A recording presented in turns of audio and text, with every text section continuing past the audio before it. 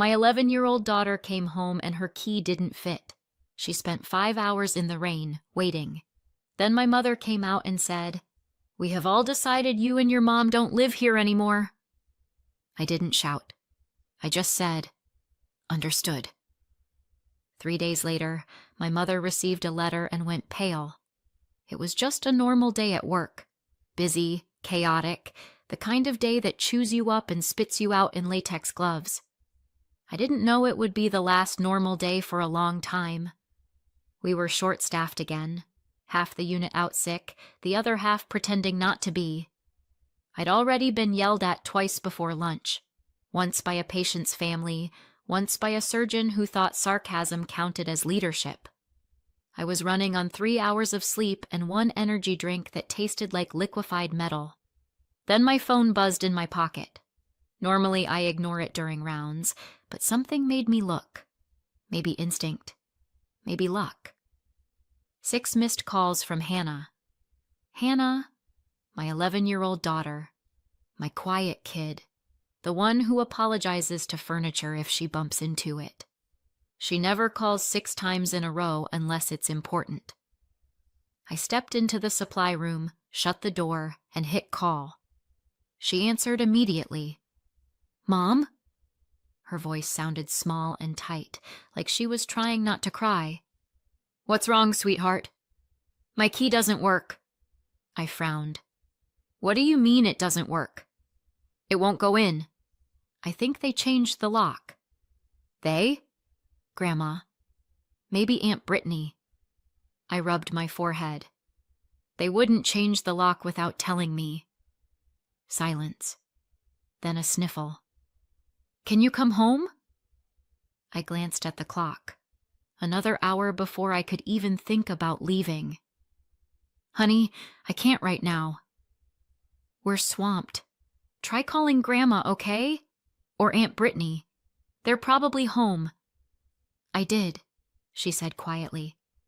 "No one's answering." "Keep trying." "I promise someone will open the door soon," she said. Okay, but her voice didn't sound convinced. When the call ended, I stood there for a moment, staring at the wall of gauze and gloves, telling myself it was nothing. A mix-up. An accident. Then I shoved the phone back in my pocket and went back to work. 2 hours later, I looked again. 4 more missed calls. 1 text. "Mom, I think they're here. Please come." My stomach dropped. I stepped into the hallway, ignoring the beeping monitors, and called her. She picked up mid-sob. "Mom, they won't let me in." My voice came out sharper than I meant. "Who won't?" "Grandma. Aunt Brittany." They came to the door. "Grandma said we don't live here anymore." I froze. "What?" "She told me to stop knocking." She said I'm being dramatic. I felt something heavy and dark crawl through my chest. "Hannah, listen to me carefully. Are you safe?" "I'm under the porch light." "Is it still raining?" "Yeah." "Okay, stay right there. Don't move. I'm leaving now." I didn't ask permission. I found my supervisor and said, "My daughter's locked outside." "Family emergency." He started to argue, but one look at my face shut him up. 5 minutes later, I was in my car, scrubs still damp from sanitizer, rain hitting the windshield in furious streaks. It's a strange thing, how quickly your brain can switch from professional to animal. I wasn't a nurse anymore. I wasn't a daughter. I was just a mother driving through a storm, white-knuckled and shaking. By the time I pulled into the driveway, it was almost dark. Hannah was curled up on the porch, knees to her chest, hair soaked through. Her backpack sat next to her like a loyal dog. I ran to her, grabbed her into my arms. She was freezing. "I'm sorry," she whispered, like she'd done something wrong. "You have nothing to be sorry for," I said. My throat felt raw.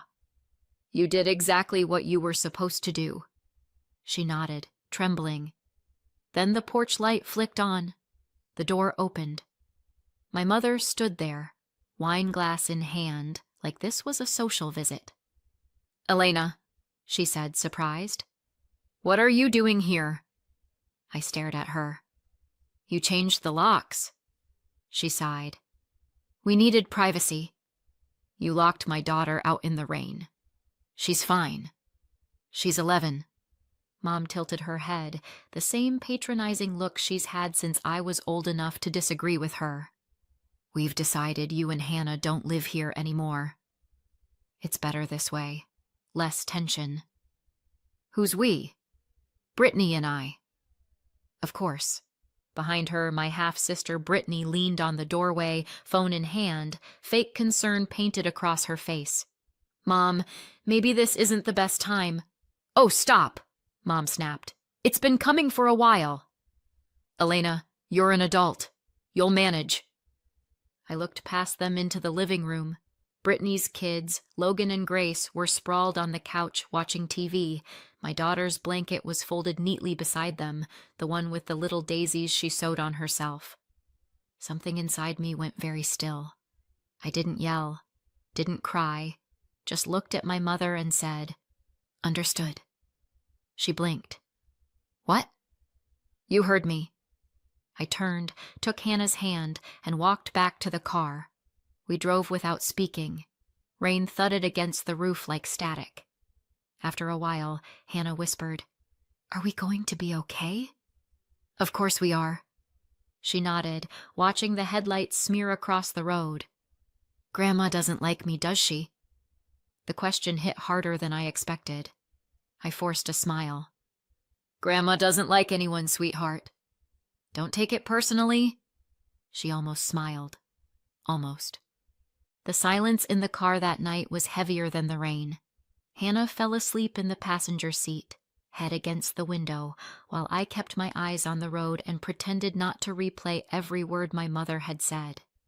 "You and your mom don't live here anymore." "Right. Because throwing out an 11-year-old is just good housekeeping." I wish I could say I was shocked, but when someone's been teaching you who they are for decades, you don't get to be surprised. You just finally start believing them.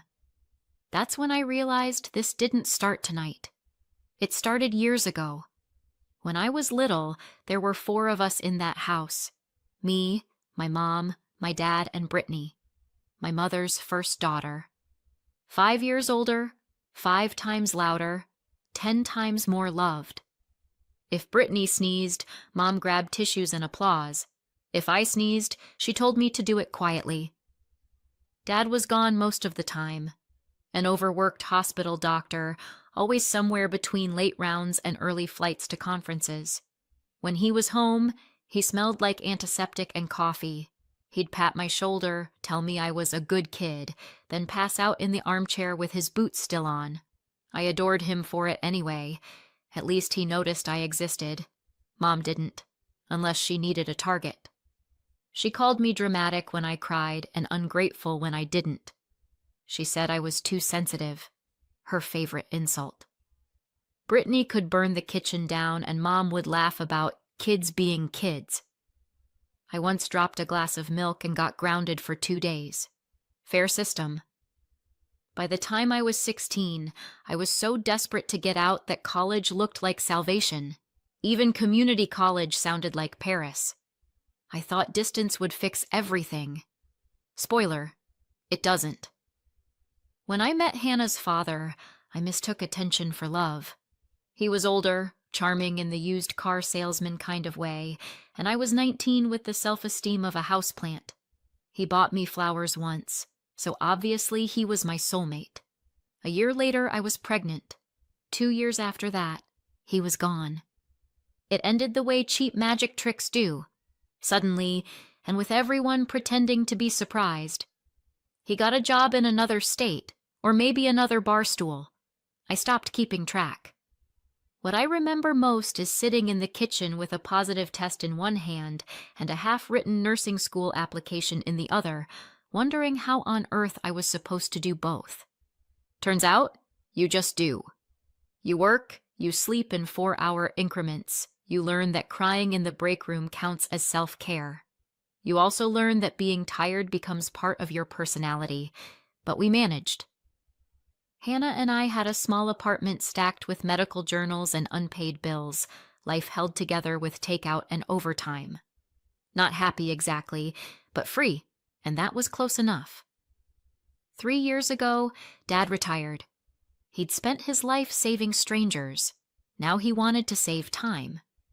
He called one afternoon, said he wanted to visit, catch up, make up for lost years. He actually did. He showed up every week with takeout and stories about impossible patients and miracle recoveries. Hannah adored him. He adored her back. They had the same quiet way of watching people, like they were cataloging every secret. Mom didn't like it. Every visit reminded her that I existed. Then he got sick. I won't name it. You don't need the word to feel the weight. All you need to know is that it came fast and didn't leave. Mom called one night, voice trembling in that way she thinks sounds fragile and tragic. He needs help, Elena. You're a nurse translation. Come fix this. So Hannah and I moved in.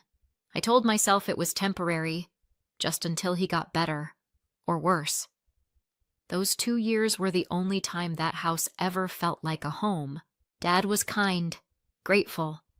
I ran the place like a small hospital, charts, pills, meals, order.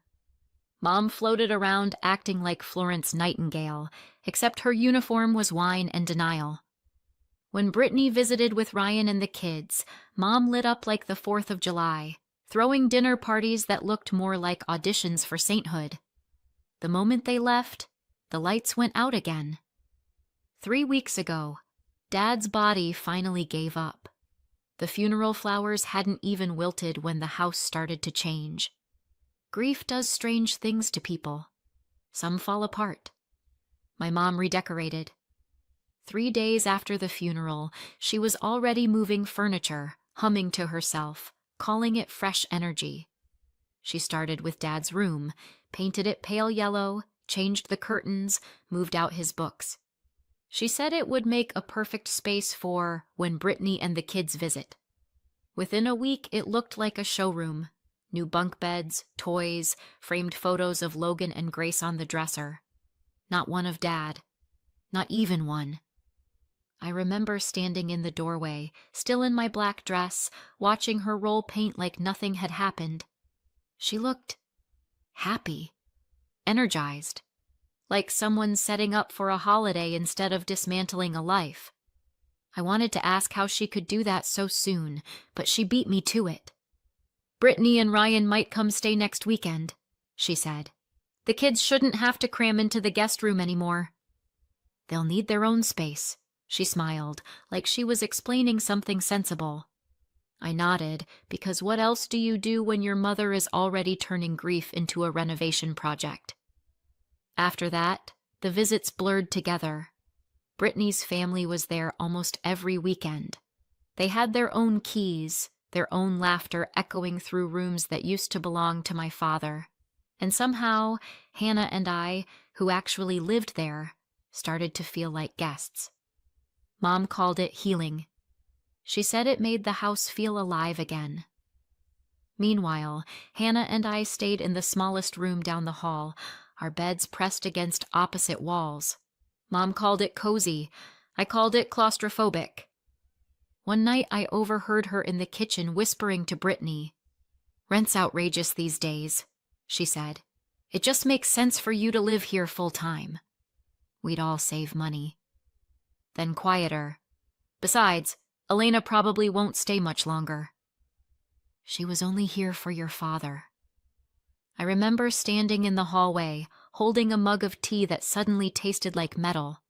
It wasn't even a month since the funeral, and already I was being erased. When I confronted her, she smiled like she'd caught me being dramatic again. "You said you were just here to help your father," she said. "He's gone now. You have your job, your own life. It's time to move on. Move on. Like grief was a lease and my time was up." A few days later, Jonathan Wells, the lawyer who handled Dad's affairs, called. "Just some paperwork to finalize," he said. I drove to his office expecting insurance forms. Instead, he handed me a folder. "Your father placed the house in a living trust," he explained. "He wanted to make sure it stayed with you and Hannah." I blinked. "What do you mean? Stayed with me?" "It's yours," he said simply. "He transferred it before his death. Your mother isn't listed anywhere on the deed."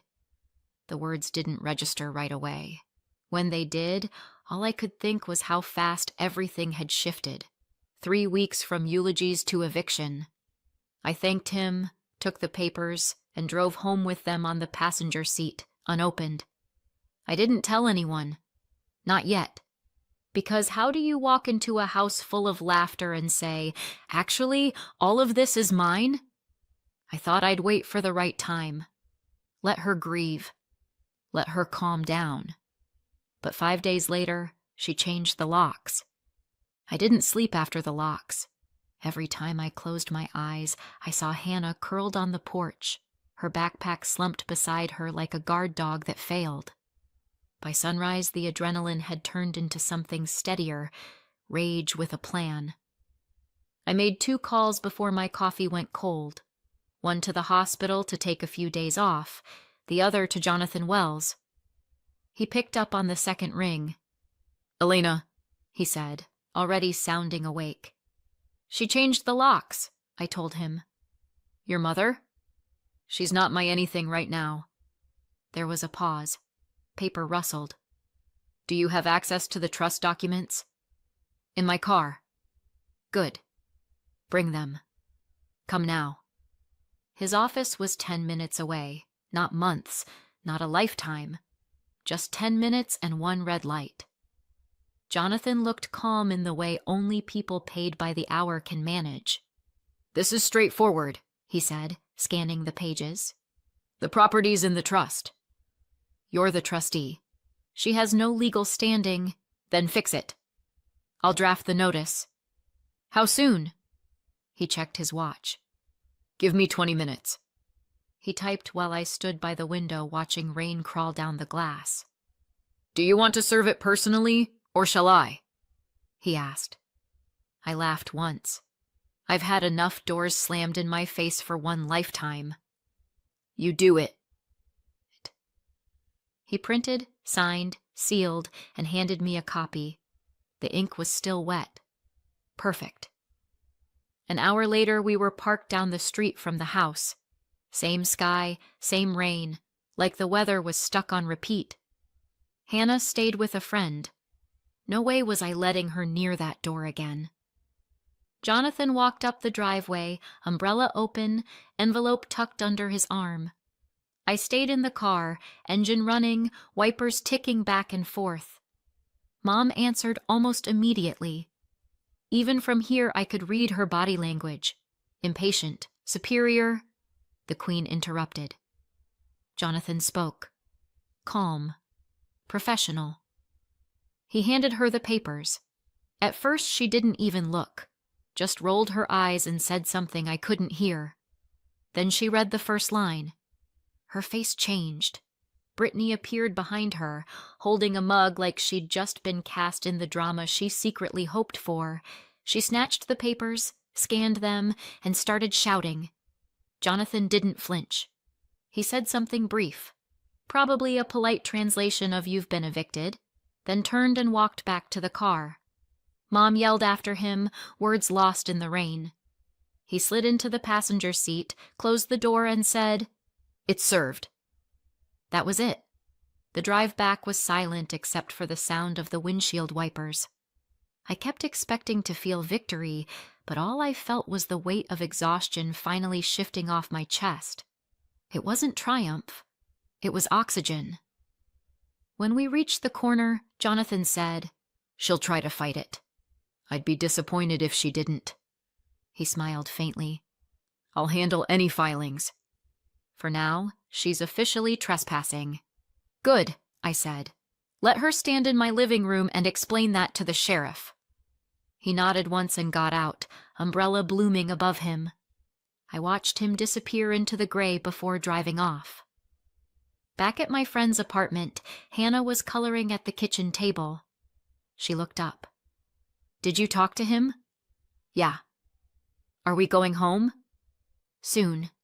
She nodded, serious. "Grandma's going to be mad." "She's been mad since 1987, I said. "She'll survive." Hannah giggled, the first real laugh I'd heard from her in weeks. I decided it was the sound I'd fight for from now on. That night, I couldn't stop replaying the look on my mother's face when she realized the house wasn't hers to rule anymore.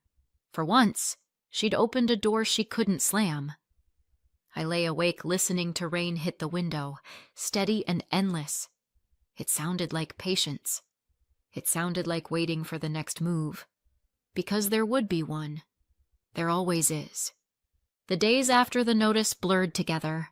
Rain again, lawyers again, paper again. Jonathan called that same night. "She's already hired counsel," he said. "They're claiming you fabricated the lockout." "Of course they are." "They also allege undue influence over your father." I laughed. Because caring for a dying parent is suspicious now. He didn't laugh. He never does. "I'm filing for emergency possession." The police report helps write. The report. I'd gone to the station that morning, sat under buzzing fluorescent lights, and told a young officer how my mother locked an 11-year-old outside in the rain. He'd typed everything quietly, then looked up and said, "That's neglect." "You did the right thing." Jonathan attached the report to the petition, and the judge signed the order 2 days later. Fastest justice I've ever seen. Mom's lawyer tried to stall with a motion full of bold italics and zero evidence. The court denied it before lunch. Jonathan called again. "The sheriff's office will set an enforcement date." "Probably within the week." "Already?" "You wanted quick," he said. That night I told Hannah we'd be home soon. She was quiet for a moment, then asked, "Are they still there?" "Who?" I said, even though I already knew. "Grandma and them." "No," I said. "Not anymore." She nodded, serious, like she understood something bigger than she should have to. When the email came with the date and time, 10 a.m., Thursday. It didn't even feel real, but the words were right there on the screen. Writ of possession, immediate enforcement. The morning of the eviction, I woke before the alarm, heart already sprinting.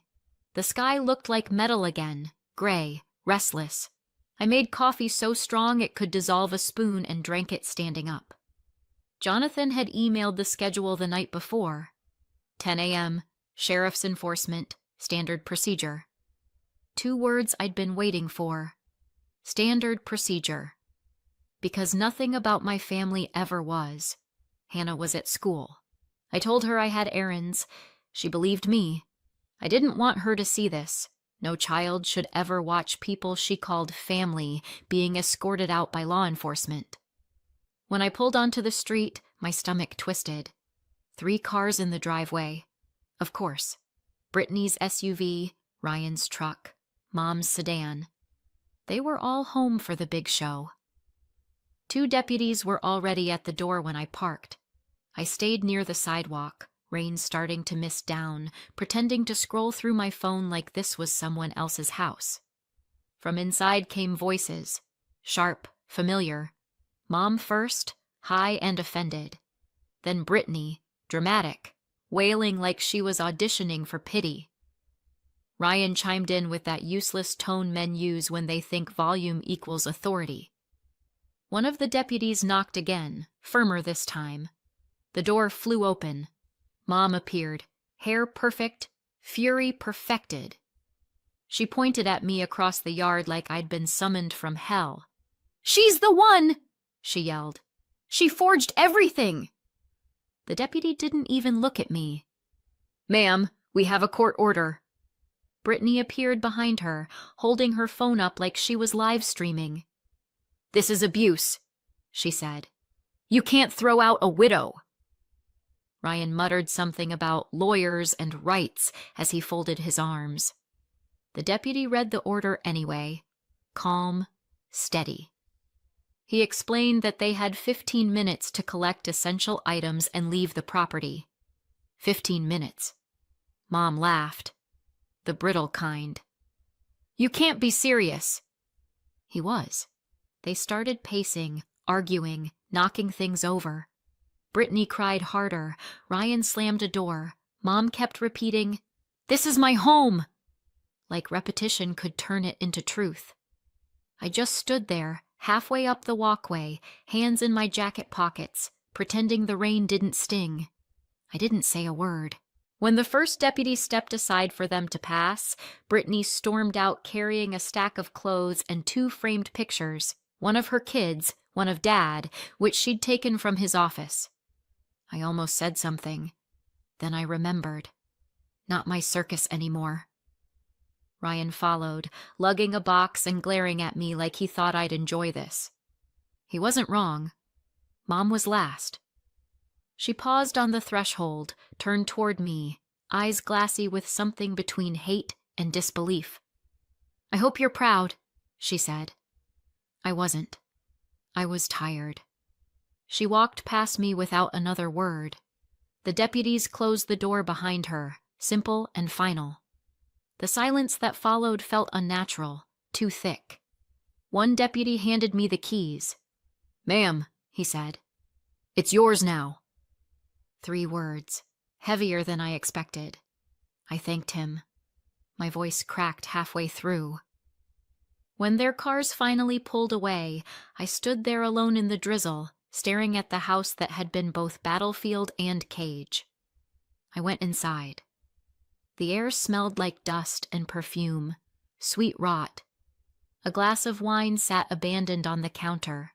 A jacket hung over a chair. It looked less like people had lived there and more like they'd vanished mid-scene. I opened windows, one by one, letting the rain air drift through. For a second I thought I heard Dad's voice in the quiet. "You did what you had to." I wanted to believe him. That evening I picked up Hannah from school. She climbed into the car, smiled when she saw the boxes in the back seat. "Are we moving again?" she asked. "Home," I said. The word felt strange in my mouth, like something I hadn't used in years. When we walked through the door, the house echoed. She ran from room to room, touching everything, like claiming territory. "This is ours again," she said. "Yeah," I whispered. It always was. It's been 6 months since the eviction. Hannah and I haven't spoken to any of them. No calls, no texts, no surprises. I blocked every number. Peace looks good on a screen. I still get updates, though. Small-town gossip doesn't need permission. Jonathan hears things through the legal grapevine, and a nurse I know from the old hospital still lives near Brittany. Apparently, Mom moved in with Brittany and Ryan right after she lost the house. It lasted about a month before things exploded. Mom started reorganizing their house. New curtains, new furniture, new rules. Ryan didn't take it well.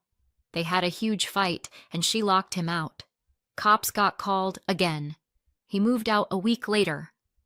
Now Mom and Brittany live together, which everyone says is going great if you define great as 2 people passive-aggressively competing for oxygen. Their latest argument made it onto Facebook Marketplace comments. Someone screenshotted it and sent it to me. Mom was selling Brittany's old dining set. Brittany replied, "You don't even live here." Beautiful symmetry. As for us, we're good. Hannah's been helping me in the garden. She says everything grows faster when you stop shouting at it. The house is quiet. No new locks, no new storms, and best of all, no one's tried to move in. So what do you think? Did I go too far or not far enough? Let me know in the comments and subscribe for more.